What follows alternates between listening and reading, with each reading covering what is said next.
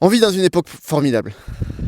On vit dans une époque, pour la première fois de l'histoire de l'humanité, dans une époque dans laquelle il y a des offres d'emploi, il y a des demandeurs d'emploi, mais il n'y a pas d'emploi. Est-ce que c'est pas, pardon, hein, le meilleur résumé qu'on puisse faire sur le marché du travail en 2025 ? Il n'y aura pas meilleur comme analyse, en fait. C'est exactement ça qui se passe. D'un côté, tu as des jeunes demandeurs d'emploi qui sont de plus en plus nombreux au chômage, pas parce qu'ils sont flemmards, parce qu'ils sont au chômage, parce qu'ils ne trouvent pas de travail. Ils ne trouvent pas d'offres, du moins de réponse, ils ne trouvent pas de réponse positive à leur candidature. Et de l'autre côté, tu as des jeunes, tu as des chefs d'entreprise, tu as des RH qui ne trouvent pas de candidats, qui postent leur offre d'emploi sur LinkedIn, sur Indeed, et au final, ils se retrouvent devant une chaise vide en entretien. Les jeunes, ils viennent pas aux entretiens, ou ils ont même pas de CV, ils reçoivent plus de CV. Comment c'est possible ? Comment c'est possible ? Il y a de l'offre et de la demande, mais il n'y a pas de match, quoi. On se croirait sur les sites de rencontres. C'est vrai. Il y a des célibataires hommes, des célibataires femmes, pour les sites de rencontres hétérosexuels, mais il n'y a pas de... Il y a des dates, parfois, par miracle, mais il n'y a pas de couple à la fin. Et c'est comme le monde du travail. C'est-à-dire que des fois, il y a des entretiens, mais ça va pas plus loin. C'est fou. Qu'est-ce qui se passe ? Aujourd'hui, ce qu'on va faire ensemble, comme dans la première vidéo, c'est qu'on va décortiquer tout ça. On va essayer de comprendre le problème.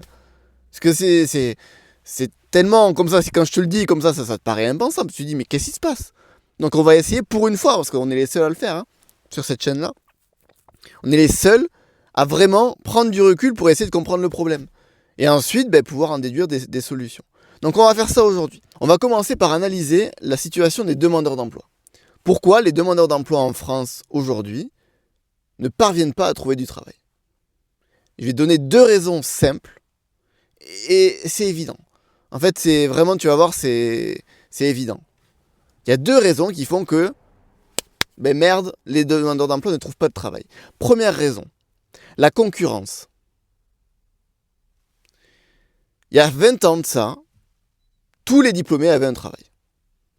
Et d'ailleurs, c'est pour ça qu'aujourd'hui, et depuis toutes ces années, à l'école, dès le collège, le lycée, on a fait une promesse aux jeunes. On leur a dit, vous la connaissez cette promesse, travaille bien et tu auras un travail. Non seulement tu auras un travail, mais en plus un travail qui te plaît, et en plus de ça, un travail bien payé, mieux payé que les autres tafs. Résultat, aujourd'hui, on n'a aucun des 3. Il y a beaucoup de jeunes qui sont surdiplômés. Bac plus 3, Bac plus 5, 2 Bac plus 5, 2 doctorats. Tu vois des trucs, c'est... Bravo à eux. Moi, j'ai même pas réussi à avoir un diplôme après le bac. J'ai le bac, c'est pas mal. Comment ça se fait qu'aujourd'hui, le diplôme ne paye pas ? Tous ces efforts-là, et c'est ça qu'on voit sur TikTok. Sur TikTok, sur les réseaux sociaux, dès que les jeunes prennent la parole, mais ils se plaignent, ils se disent, bordel, on m'a menti. Cette promesse-là n'existe pas en vrai. C'est normal. On te promet des trucs qui arrivent pas. Bon, c'est normal qu'à un moment donné, on s'offusque. Et puis surtout que faire des études, c'est du temps. C'est des efforts. C'est de l'énergie, c'est des pensées, c'est peut-être parfois 10 ans de sa vie. Pourquoi au final ? Pour rien. Donc c'est pour ça que les jeunes, quand ils prennent la parole, ils s'offusquent. J'ai pas fait tout ça pour rien quand même. Fait chier quoi. Voilà le problème. Le premier problème. Et donc, c'est dû au fait que aujourd'hui tout le monde est diplômé. Hein, parce que c'est devenu la norme. Avant c'était t'es diplômé, mais tu es un roi, tu es prestigieux. Aujourd'hui c'est la norme. Aujourd'hui justement, c'est si t'es pas diplômé comme moi, t'es une merde. C'est un peu ça la vérité. Dans le pensée général, je dirais évidemment pas dans la réalité. Mais du coup aujourd'hui en fait on se retrouve avec des secteurs qui sont saturés. Vous pensez, je pense, au même secteur que moi, on entend souvent parler du secteur du marketing. c'est même plus que saturé, là. C'est vraiment, il n'y a plus de taf, quoi. Et c'est pour ça que certaines personnes se lancent en freelance, voilà, ou créent leur propre entreprise, mais c'est la même chose.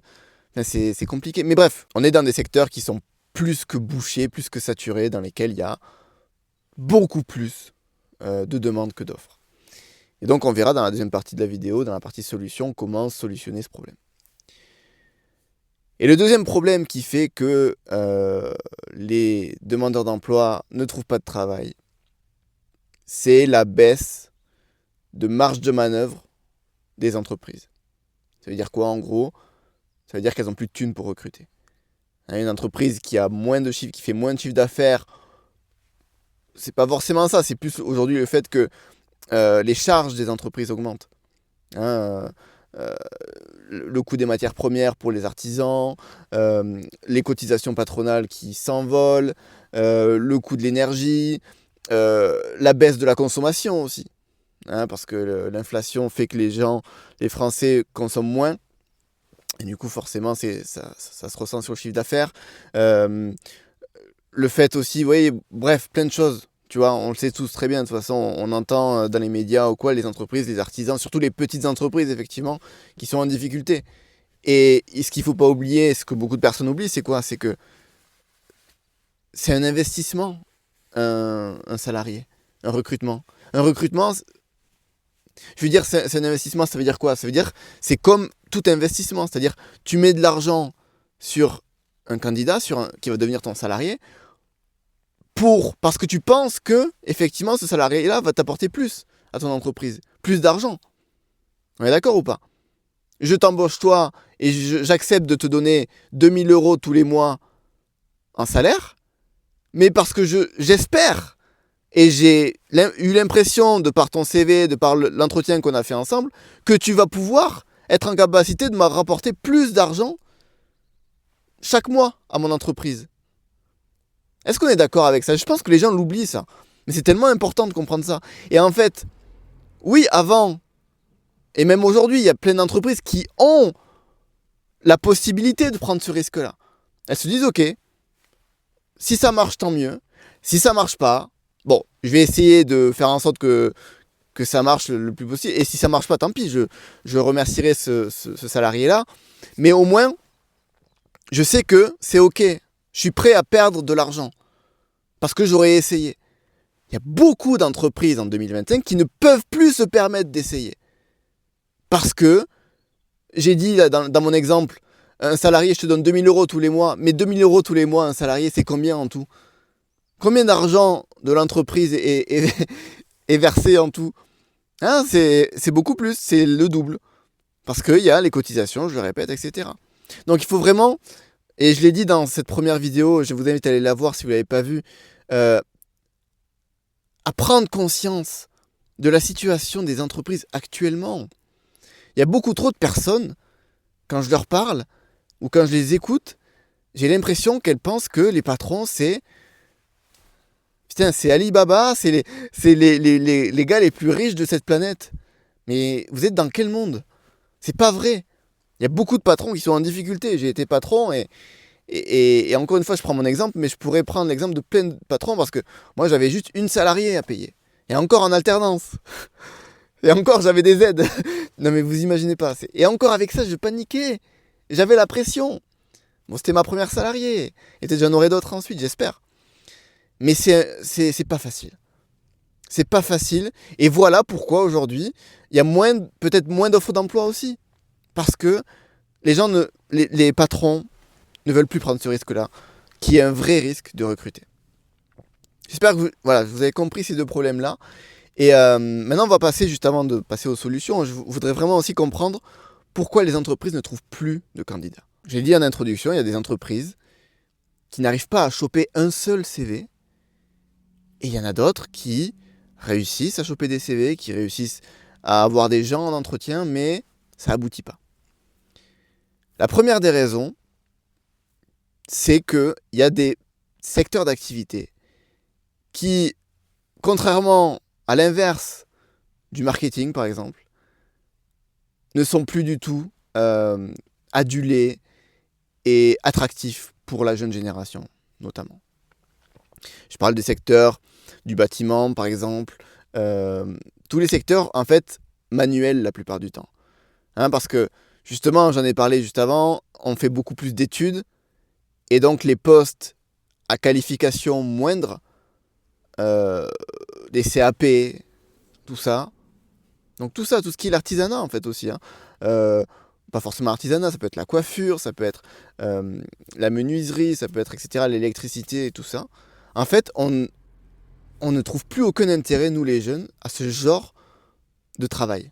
On va se dire la vérité, notre discours intérieur, c'est quoi? C'est je mérite mieux que ça. Au final, j'ai fait toutes ces études, j'ai passé du temps, j'ai appris plein de connaissances, etc., etc. Je mérite mieux que taper sur des clous, quoi. Je suis honnête, hein. Je suis totalement honnête, je sais que ça peut choquer, mais c'est ça qu'on pense. Parce qu'on veut du prestige, nous aussi, les jeunes générations. Ce qu'on veut, c'est c'est un truc qui a la classe, quoi. Et aujourd'hui, ça n'a plus la classe pour nous. Donc on va voir dans les solutions comment peut-être redonner de la fraîcheur, de la jeunesse à ce genre de métier. Parce qu'elle est là, la solution. Et dernière chose, pourquoi les entretiens n'aboutissent pas à des contrats, ou alors pourquoi les contrats en fait durent 30 jours et encore, le temps de la période d'essai. La plupart du temps c'est ça, ou alors ça se finit très rapidement. Ça, je pense que vous avez tous la réponse. La réponse, c'est que les conditions de travail, et j'en ai parlé surtout dans ma première newsletter. D'ailleurs, n'hésitez pas, je vous fais un premier appel à rejoindre ma newsletter au boulot. En fait, le principe de cette newsletter, c'est d'aller plus loin. Parce que là, on analyse le problème ensemble. Ensuite, je vous donne quelques solutions qui, selon moi, seraient légitimes, seraient intéressantes à creuser. Et ensuite, je creuse justement sur ces solutions-là dont je vous parle dans la vidéo, dans la newsletter. Ok, la première newsletter est sortie la semaine dernière. Et vous pouvez toutes les retrouver, toutes les newsletters dans la bibliothèque, sur le mail. Sur chacun de mes mails, je mets la bibliothèque. Ok ? Donc ce que je disais, c'est que, j'en ai parlé dans la première newsletter, les conditions de travail et surtout les méthodes de management ne sont plus adaptées à notre génération. On en a marre de se faire gueuler dessus par Magali de la Compta. Je suis désolé, encore une fois, je dis la vérité, je suis honnête, ça peut faire rire, ça peut énerver, ça peut... je sais pas, mais je dis le fond de notre pensée à la plupart de nous les jeunes. Voilà. Ça fait 6 ans que je bosse avec eux, je sais très bien ce qu'on pense. Donc voilà, en fait, c'est juste cette réorganisation qu'il faut faire pour, pareil que ce que j'ai dit juste avant, de redonner l'attractivité au travail. J'ai beaucoup parlé dans cette première vidéo de pourquoi on travaille, de la mission du travail, de retrouver du sens. Mais là, on n'est même plus dans du sens, on est juste dans je suis content d'aller bosser et d'aller parler à des collègues qui me correspondent, de passer des moments sans pression. Alors on va voir, parce que ça ne veut pas dire qu'il ne faut pas de pression un petit peu. La pression, l'ancienne génération, si elle mettait la pression, c'est pas pour rien. C'est pas parce qu'elle est méchante ou quoi. Ça aussi, je fais une petite parenthèse quand même avant de passer aux solutions. Faut arrêter de croire que le management à l'ancienne, c'était le management des méchants. Non, si on met la pression, c'est aussi parce qu'il y a un chiffre d'affaires à sortir tous les mois. Et qu'il y a beaucoup de personnes qui, si on leur met pas la pression, ça veut pas dire... Attention, quand je dis mettre la pression, ça veut pas dire insulter, ça veut pas dire frapper, ou ça veut pas dire... même pas parler fort. C'est juste... Allez, on se donne, et c'est de l'encouragement. Et aujourd'hui, l'encouragement, on voit ça comme de la pression, comme des méchants, des méchants qui... Non, on fait pas ça pour rabaisser, au contraire. Il y a beaucoup de personnes, et c'est vrai, c'est de la psychologie, il y a beaucoup de personnes qui raisonnent favorablement à ce genre d'attitude. En gros, genre, allez, cette fois-ci, on va réussir, je compte sur toi, on fait pas de la merde, et bam. Et tu vois, ce côté un petit peu, allez, on y va, qu'on retrouve surtout dans la restauration, encore aujourd'hui. Et donc, en fait, il faut réussir à trouver un juste milieu. C'est ça la solution qu'on va essayer de trouver, c'est trouver des méthodes de management qui sont plus adaptées, parce que on est plus susceptibles, nous, la jeune génération, donc qui sont plus adaptées, qui sont peut-être plus douces, mais d'un autre côté, que ces méthodes, elles n'oublient pas leur raison d'être. Parce que si elles sont là, le management, c'est pourquoi ? Sinon, on ne fait pas de management et tout le monde fait ce qu'il veut, et au final, le chiffre d'affaires, on fait 0 à la fin du mois. Non, ça sert à quelque chose le management. Donc il faut essayer de rendre ces méthodes plus douces, mais qu'elles restent efficaces pour bien organiser, pour encourager, pour donner de l'énergie, pour favoriser le travail en équipe, etc., etc. Et au final, être plus productif, plus efficace. Donc voilà le problème. On a essayé de comprendre un petit peu, de faire un tour d'horizon sur pourquoi d'un côté les demandeurs d'emploi ne trouvent pas de travail et pourquoi les entreprises ne trouvent pas de candidats. Donc comment on fait pour régler le problème ? Je vous pose la question, parce que c'est bien beau, on parle là depuis je sais pas combien de temps, maintenant il faut agir un petit peu. Je voudrais revenir sur ces secteurs d'activité très saturés, comme le marketing par exemple, où en fait il y a beaucoup plus de demandes. Comment on fait ? On crée de l'offre. Pas passer par quatre chemins, c'est la seule solution pour moi. On ouvre des postes. Tu vas me dire Clément, mais tu m'avais pas dit il y a quelques minutes là qu'il y a des entreprises qui sont à ras, en fait elles peuvent plus, elles ont plus de marge de manœuvre, elles ont plus de thunes, donc en fait elles peuvent plus recruter. Mais oui, mais en fait j'ai l'impression que les gens croient que c'est pareil pour toutes les entreprises. Mais oui, les entreprises sont taxées en France. Mais il y a des entreprises en France qui sont très très bien financièrement. Il faut pas l'oublier ça. Dans le débat public, évidemment, c'est logique, on parle plus des gens qui n'ont pas d'argent. Parce que, on se reconnaît plus, voilà. Mais il y a des entreprises en France, on est dans un pays riche, il y a des entreprises qui se portent très bien. Et pas forcément des grosses entreprises. Il n'y a pas que M. Arnaud qui se porte bien. Il y a des entreprises qui sont en croissance, il y a des startups, dans lesquelles, justement, on peut ouvrir des postes. Parce qu'elles peuvent se permettre d'investir, soit dans du matériel ou du personnel. De la main-d'œuvre. Parce que oui, c'est encore utile, la main-d'œuvre en 2025. Et ce que je veux dire là-dessus, c'est que tu vas me dire, Clément, peut-être qu'elles n'ont pas besoin de ça. Enfin, si elles ont de l'argent et que elles proposent pas de poste, elles ouvrent pas de poste dans le marketing, par exemple, c'est que peut-être qu'elles ont déjà une équipe de marketing. Peut-être, effectivement. Mais moi, je pense, et vous le savez si vous me connaissez, je crois plus que tout au pouvoir, dans les prochaines années, dans les 10 prochaines années, au pouvoir du travail d'équipe et de l'intelligence collective. Et donc, je pense que ça peut être très très bénéfique pour une entreprise qui, même si elle est en croissance, même si elle a déjà par exemple une équipe en marketing, c'est un exemple, le marketing, eh bien, elle aurait beaucoup à gagner que de recruter d'autres personnes encore en marketing. Parce que moi je pense que dans les entreprises, une nouvelle personne dans une entreprise, c'est une énergie différente. On est tous différents en fait. Et on a forcément des idées qui sont toutes différentes. Et donc c'est pas parce que une entreprise a déjà 2 ou 5 personnes en marketing dans son équipe de com que ça suffit, qu'elle n'a plus besoin de plus. Justement, aujourd'hui, ce qui va différencier une entreprise, ce qui va faire qu'elle va se démarquer des autres, qu'elle va être meilleure en communication que les autres, c'est de par ses idées. Ces idées, par exemple, prenez la pub d'Intermarché. J'y viens là-dedans. Ça m'est venu à l'esprit, cette idée. Bon, mais en fait, au final, effectivement, il y a eu du travail, mais l'idée est folle. L'idée est incroyable. Et l'idée, c'est peut-être venu d'une personne. Peut-être c'était le stagiaire. Le stagiaire, il est arrivé il y a 2 semaines. Il a dit, vas-y, c'est Noël. Il a lancé une idée comme ça. Et au final, voilà. Aujourd'hui, avec l'intelligence artificielle, et pour les prochaines années, créer des choses, ça va être facile et rapide. Alors pour le coup, la pub Intermarché n'a pas été faite avec de l'IA. Mais on va devoir tous s'y mettre. Parce que c'est plus rapide et c'est plus facile. Et ça va s'améliorer avec le temps, etc. Et donc, la seule plus-value qu'on va pouvoir apporter aux entreprises, c'est pas dans la création, parce que l'IA va faire peut-être la grosse partie du travail, c'est surtout dans les idées. Pareil dans les contenus sur TikTok, par exemple. C'est une idée aujourd'hui qui buzz. C'est pas la manière de filmer qui est parfaite, c'est pas le son qui est parfait. C'est dans l'idée. Et l'idée, les bonnes idées, elles se trouvent dans la réflexion collective, dans l'intelligence, ce qu'on appelle l'intelligence collective. Là, c'est une matière, c'est un sujet qui est vraiment... c'est une notion, quoi. On en parle dans les entreprises, on peut l'étudier, etc.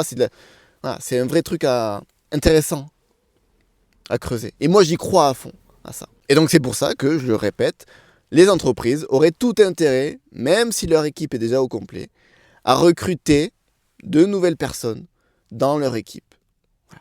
à créer de l'offre en fait, à plus redistribuer leur chiffre d'affaires. Ça ferait du bien pour tout le monde, elles dans leur efficacité et aux demandeurs d'emploi dans le fait qu'ils trouvent un travail et qu'ils puissent s'épanouir et s'engager dans une cause.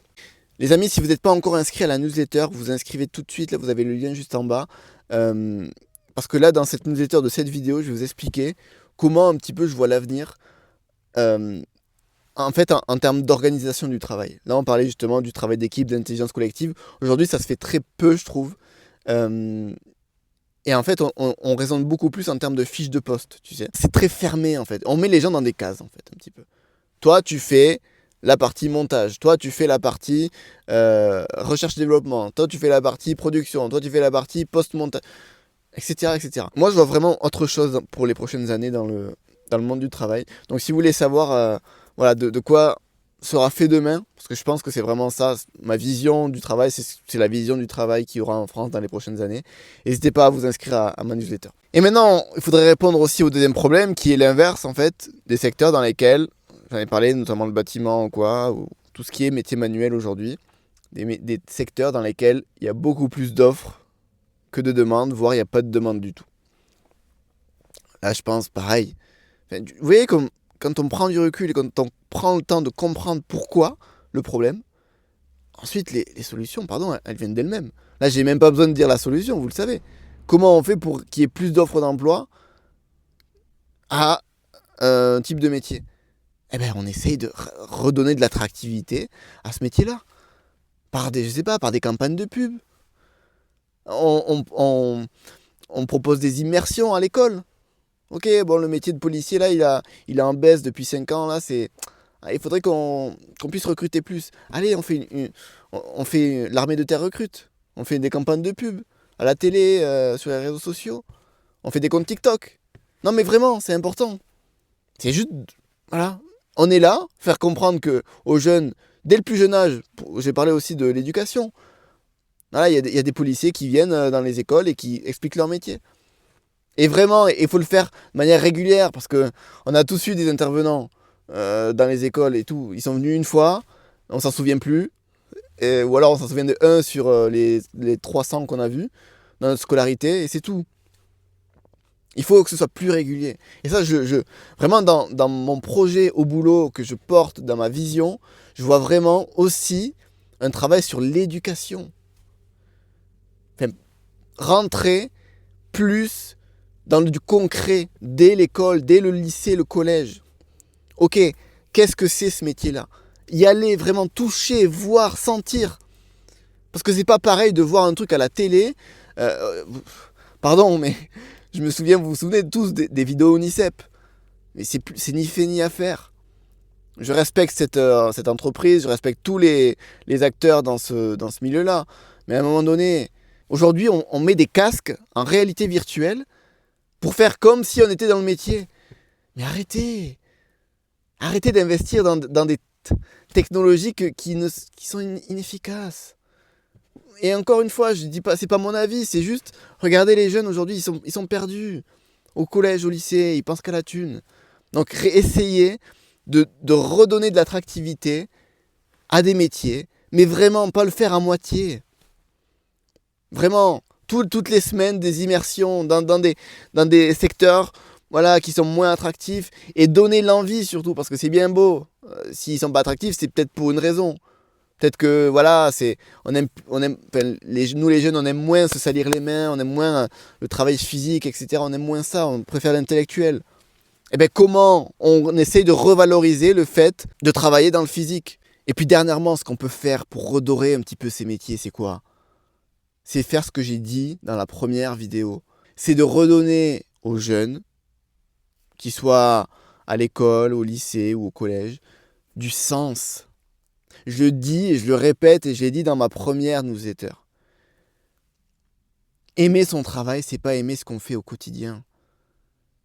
Aimer son travail, c'est aimer la raison pour laquelle on fait ce qu'on fait au quotidien. Si j'ai adoré travailler chez McDo, je travaille dans 7 McDo différents dans ma vie. Si j'ai adoré chacune de mes expériences chez McDo, sans te mentir, c'est la vérité, c'est parce que je me voyais comme faisant plus que juste faire des burgers. C'est sûr que si tu te dis, allez, je vais au boulot pour faire des burgers, pour retourner des steaks et faire cuire des frites, c'est sûr que c'est pas très... Voilà, c'est pas ouf. Par contre, si tu te dis, si tu tournes la tête, si t'as la tête dans la cuisine, si tu tournes la tête et que tu regardes les clients, qu'est-ce qui se passe? Ils viennent en famille, ils sont contents de venir de pousser la porte du restaurant. Tu les vois, ils bouffent, c'est l'impression que c'est le meilleur jour de leur vie. Les gosses, ils vont jouer dans le jeu, et puis les parents, ils parlent, ils prennent le temps. Ou alors, t'as des professionnels comme moi qui viennent. Tu vois, ils sont stressés, ils sont là, c'est la fin de la journée, etc. Enfin, ils peuvent souffler et bouffer leur Big Mac en paix, quoi.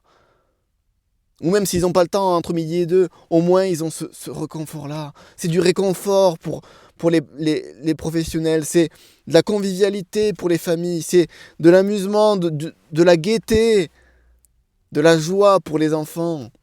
Voilà ce qu'il faut que tu vois. Et il est là le sens de tous ces burgers-là. C'est pas juste je fais des burgers comme un con. Et voilà ce qu'il faut enseigner aux jeunes. C'est pourquoi ils veulent faire un travail. Aujourd'hui, on parle...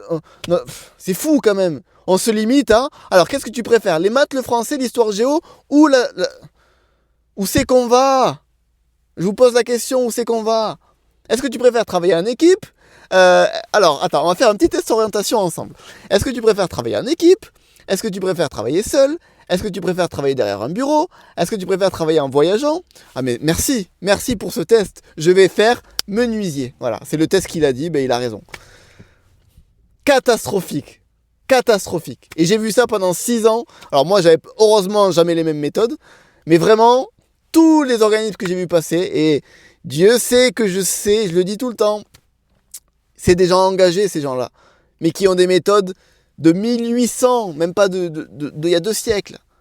Et encore, il y a 2 siècles, c'était pas efficace. Parce que on parle de l'humain, là. Ça a toujours été... Ce qui a toujours passionné l'humain, c'est le sens derrière ce qu'il fait. C'est pas juste ce qu'il fait. Merde, à la fin. Donc voilà ce qu'on inculque aussi. Donc plus d'immersion. De toute façon, on va en parler dans la newsletter. Je vais rentrer pas trop dans les détails. Je rentrerai dans les détails dans la newsletter. N'hésitez pas à vous inscrire, les amis. Ben écoute, c'est pas mal ce qu'on est en train de faire, toi et moi. C'est pas fini.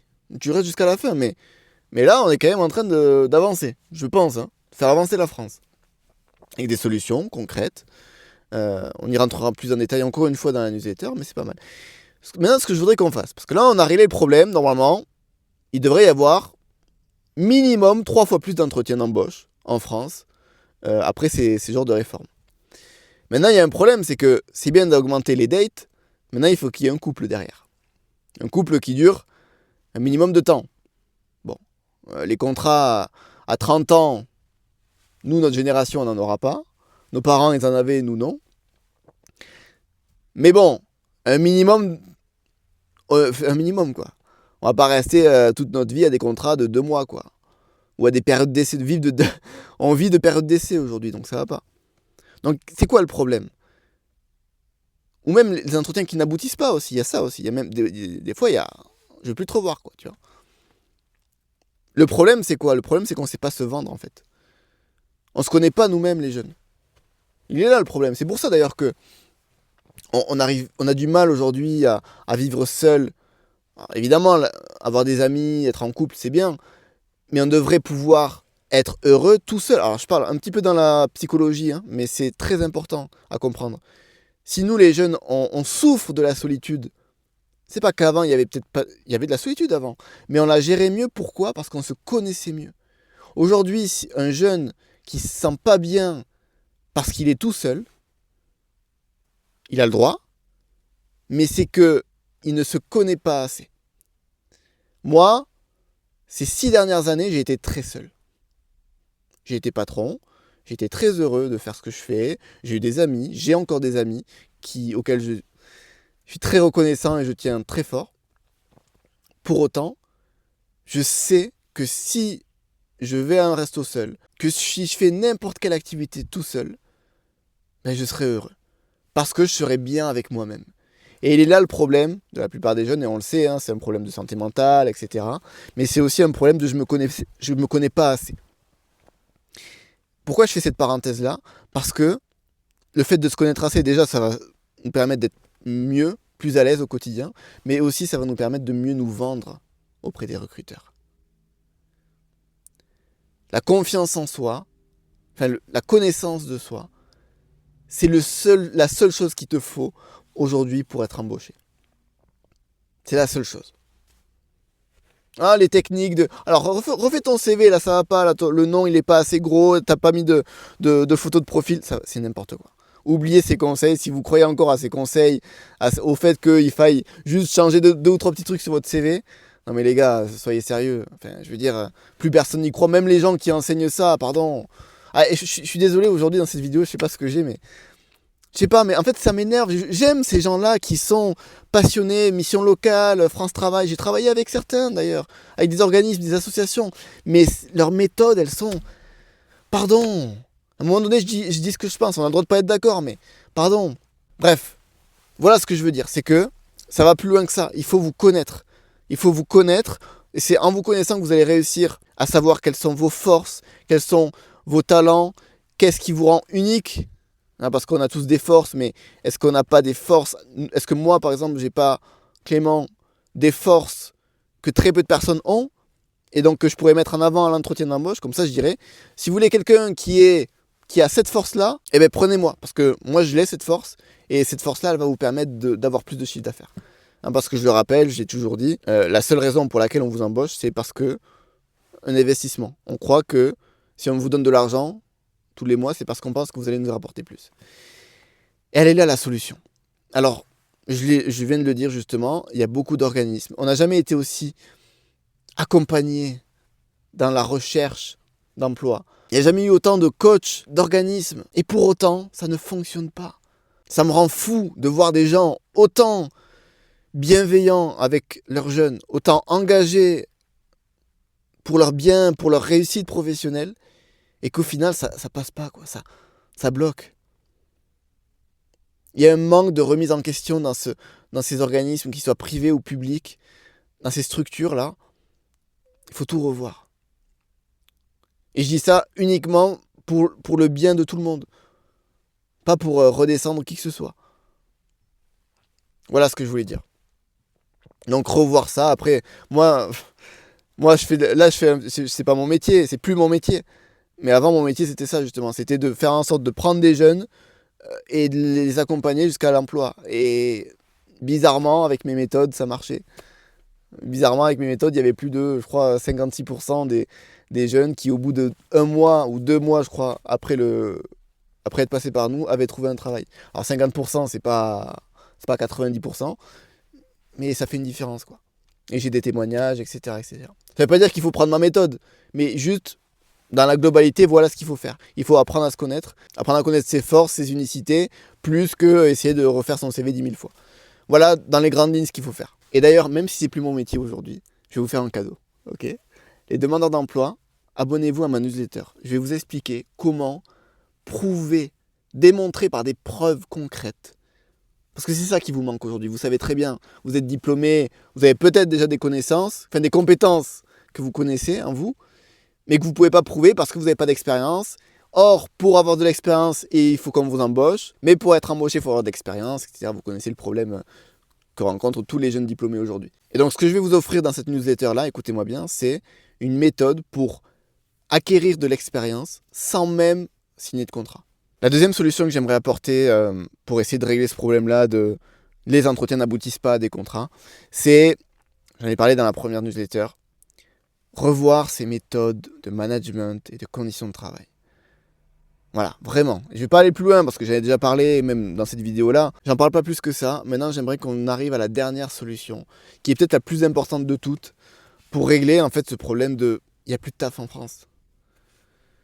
Parce qu'il y a du taf, mais il faut avant toute chose, et on l'a vu et j'ai dit dans cette introduction, il faut que les deux mondes, les deux camps, ne soient plus des camps.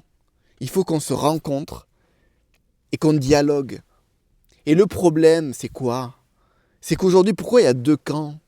Pourquoi il y a les demandeurs d'emploi d'un côté, les patrons et les RH de l'autre, et pourquoi ils n'arrivent pas... C'est comme s'il y avait une charge électrique qui faisait que, ils se repoussaient à chaque fois.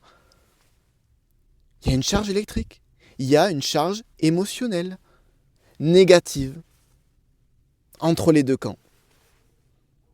Les demandeurs d'emploi, oh les patrons c'est tous des connards, de toute façon ils veulent que s'enrichir et tout, et on les enrichit quand on travaille et c'est tout, on fait rien d'autre. Voilà ce que c'est.